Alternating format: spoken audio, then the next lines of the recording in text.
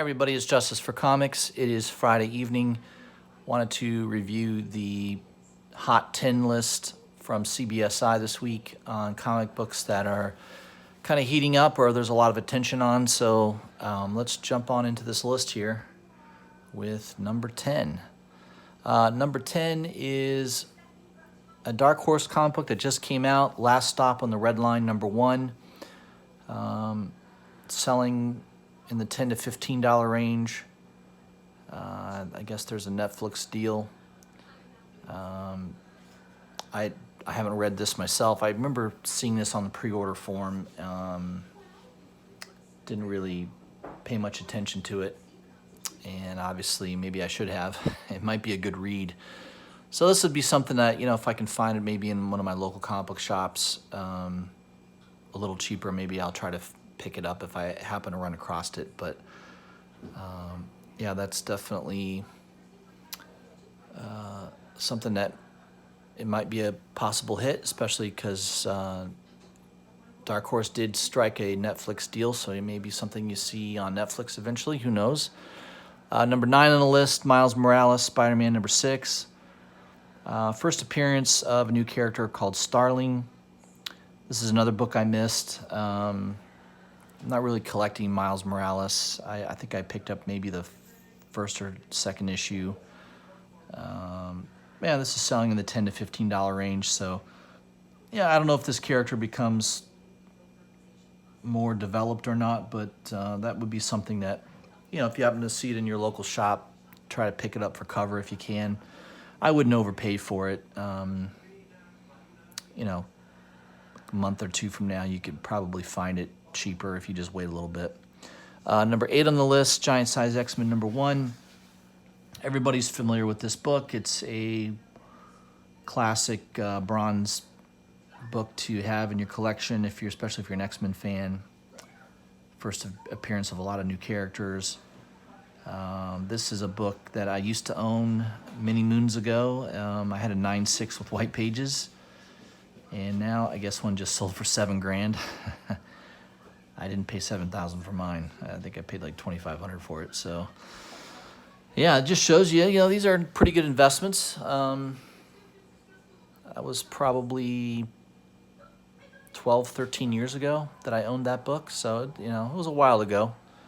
But I had to sell it. I had reasons to raise some funds at the time. But, yeah, that was a book I wish I could have bought back, or at least maybe in a lower grade bought it back. But, yeah, it's a classic book, definitely a grail that a lot of people are hunting down, especially in high grade. Number 7 on the list, Vagrant Queen number 1. I don't know anything about this. I think that's Vault Comics, 2018. I guess Sci-Fi picked this up. So it went from cover price to a $20 book, $20 plus book. Probably too late to buy this now. I wouldn't chase it. Yeah, it's one of those things. If you happen to go to a comic book shop that keeps a lot of back issues, the problem is if you go to a lot of comic book shops, they don't usually keep a lot of Vault comic book back issues. You might find some Image. Most comic book shops that I go to will keep DC and Marvel back issues, but I rarely see Vault comic book back issues. They're just not something that is typically kept by most shops. And unless they get a collection in right away or something, but most of the time you're not going to find that at a comic book shop. Number 6, Spawn 174. There's been a lot of attention on Spawn coming up to issue 300 here. So this book here, highlighting Gunslinger Spawn. You've got Capullo art. Or, I'm sorry, no McFarlane or Capullo on this. A month ago it was about $50, $60. Now it's around $100. This would be something, if you can find it cheap in a back issue bin, there could be some comic book shops out there that might have this price for $10, $15, $20 still.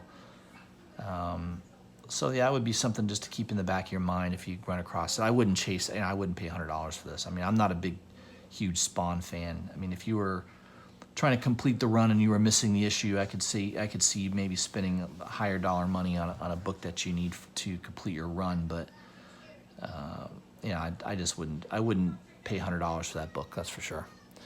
Number 5 on the list, Deceased #1. This is the Diamond Retailer Summit black and white variant. It's pretty cool. It's nice to see a black and white of Capullo's art. $35 book. Yeah, I totally missed this. I didn't even know this book was coming out, that there was a black and white variant. There's a lot of store variants on Deceased #1 and 2 already. At the end of this video, I'll show you what I'm looking at this weekend to try to hunt down. And I think one of them is a Deceased book. Yeah, so that's a nice looking book. I mean, I like Capullo's artwork, so that could be something to look for if, watch it on eBay. If it drops below $20, that might be a good pickup. Number 4 on the list, Spawn 297. This is the Diamond Retailer Summit variant. It's signed by McFarlane. Obviously, the print run on this is very, very low. So I guess if you're a really big Spawn fan, you love Todd McFarlane, this would be something, that might be worth spending $350 on. But, it says initial sales were $250 range. I just looked on eBay. They're $350 to $400 pretty easily for that book. So, nothing I would go after. But, if you're a big McFarlane and Spawn fan, that might be something that you want to pay attention to. Number 3 on the list, War of the Realms, Agents of Atlas #2, the Ron Lim 1 in 25 variant. So you got the first appearance of Swordmaster. This book went from ratio $25, $30 book to now $80 to $125 range. So definitely the Agents of Atlas. I picked up the first issue, just a regular A cover. I don't know if I'll pick up number 2 or not. But obviously the higher ratio variants are being chased down and people are paying a lot of money for them. So give that some time. If you really want to own that issue, I would give it a little bit of time. I'm sure the heat will die down on that and you might be able to get a better deal than $80 to $125. So I'd be waiting on that. Number 2 on the list, War of the Realms, Agents of Atlas #1, the Miko Suyan Virgin variant. Props go out to Jim's Comics. He was all over this thing early. I think he ordered a couple issues of this, a couple copies. I think on pre-order, I think it was around $50, $60 book originally, if you were able to pre-order that in advance, the Virgin. And now it's selling, looks around $250. Crazy. I mean, I remember seeing it on eBay a week or so ago for like $100, and I thought that was too much. Now it's $250. First appearance of a new character named Wave, Filipino superhero, which sounds pretty cool. This is her first cover appearance, so I could see why there's some heat on this, but $250, that seems a little crazy to me. I don't think I would spend the money on that, but hey, if you own it already and you pre-ordered it, good on you. Number 1, I won't even dignify talking about this. I mean, $1,000, okay. I think anybody who buys this is going to lose their ass, but hey, that's my opinion. I don't think much of AOC, and I certainly would never spend money on a comic book that had her likeness on it. But there's a lot of SJWs out there, especially in the comic book market, so I'm sure there's plenty of people that will fork out the money for this. A year from now, what's this book going to be worth? Who knows? I mean, it's probably pretty rare. They recalled all the issues mainly because DC did not want any, I don't know if they didn't want any political controversy or not, but this was not a DC book, right? So I can't remember who the publisher is. Devil's Due, maybe. It's the third party. It's a small little publisher, and obviously the resemblance is too close to Wonder Woman, so they got a cease and desist letter from DC, and they had to pull all the copies. And apparently there were a few that leaked out. So yeah, it's probably pretty rare. I mean, this book's probably, who knows, 50, less than 100, maybe less than 50. But how many people really want that book? I think right now, maybe just for the novelty of saying you have it. But long term, I don't know. $1,000 for this, I think, seems crazy. And there's a comment there that this website is not affiliated with any political party. We are not reporting the news, folks, and there is no way anyone can deny this book at #1.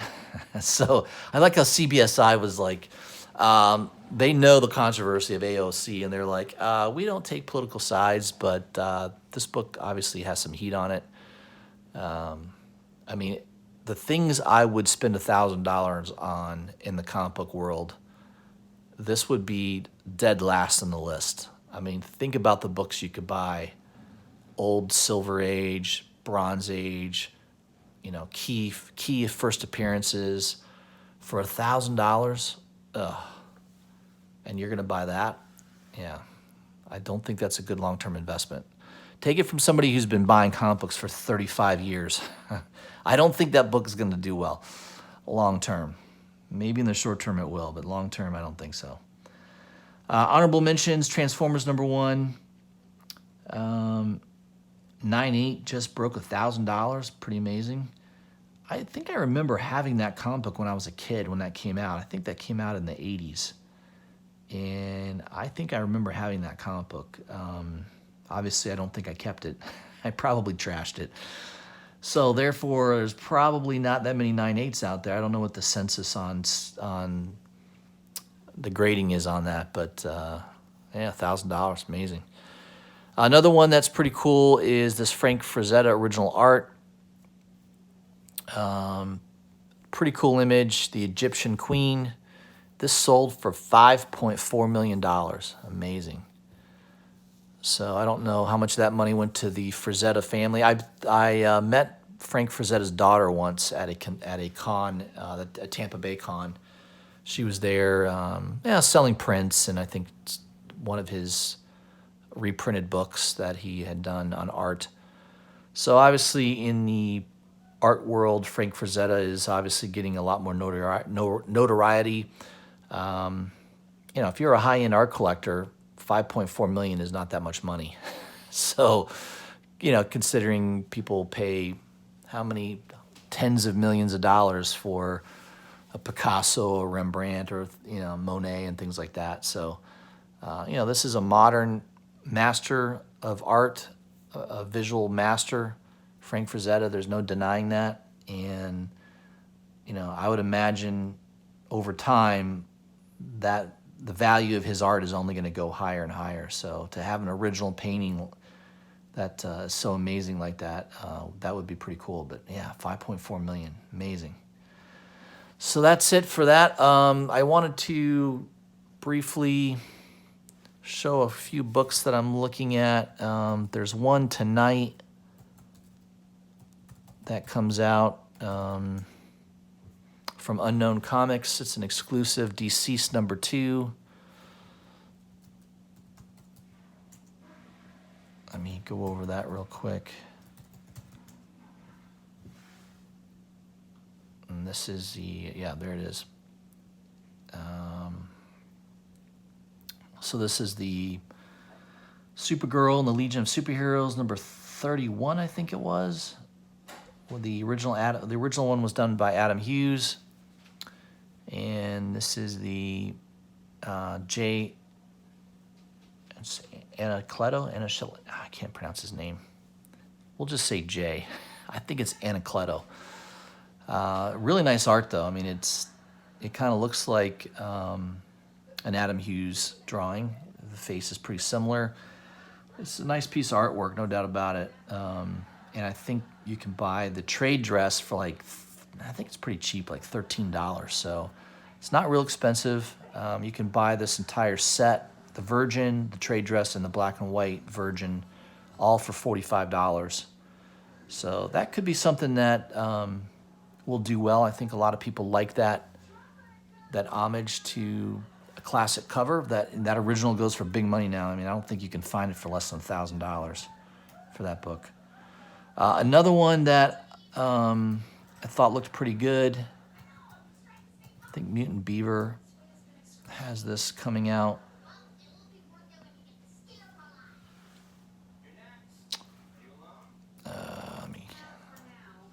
I don't know why I can't ever type in stuff right. Pull this up here. Oh, it's Mutant Beaver Comics. Okay. So this is a pretty nice cover. This is a Shannon Mayer. I don't like all of Shannon Mayer's artwork. I didn't really care for the Deceased #1. I think it was a Wonder Woman. There was also I think it was a Deceased #1. I'm sorry, Deceased #1, Shannon Mayer of Harley Quinn I didn't care for. I thought the drawing looked off. And I think I was dead on right about that because it's still for sale. You can still buy it for $15. I think they've actually, some websites have dropped it down to 10 and it still hasn't sold out. And then there was another one, Wonder Woman Deceased. I think that was #2 that Shannon Mayer did the cover for, and I liked that a little bit better than the Harley Quinn, but I still didn't think it was fantastic, and that also is still for sale. This one, I have a feeling will sell out. So this is a virgin cover only. There's only 500 copies available. There's, I think, 2 websites that are selling it, Mutant Beaver and Comics, I think it's Comics Elite, or it might be Comic Mint. It's one of the two. So there's only basically 2 websites that are selling it, 500 copies each, or 500 copies total. It doesn't say that it will be a certificate of authenticity with it, but I like the fact that it is a virgin cover, and it's a nice looking cover. It's pretty good artwork. So the only problem is it's Red Sonja. So I don't know that there's a ton of Red Sonja fans out there. So I would say you got a 50-50 shot of this being a hot book. The only thing I don't like about it is that it's Red Sonja. I have bought some Red Sonja exclusive covers before, and they've done well. I think I picked up a Perillo one that was a New York Comic Con exclusive. I think there was only, I'm going to say there was less than 200 of those. And that book doubled in price. So you can make money with Red Sonja. I mean, I do think there is a collecting base for it, but obviously I would prefer if it was more of a major character than Red Sonja. But that goes on sale this Saturday at 2 p.m. Eastern Standard Time. So that may be a book that sells out. I think there was one other book I wanted to highlight, which I thought looked pretty cool. I think it's Immortal Hulk. #19. I think it's Federici. I think I'm spelling his name wrong. Yeah, here we go.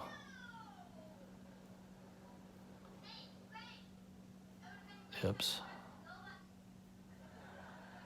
Sorry, guys. I was trying to get a little bit better blow up of it. Here we go.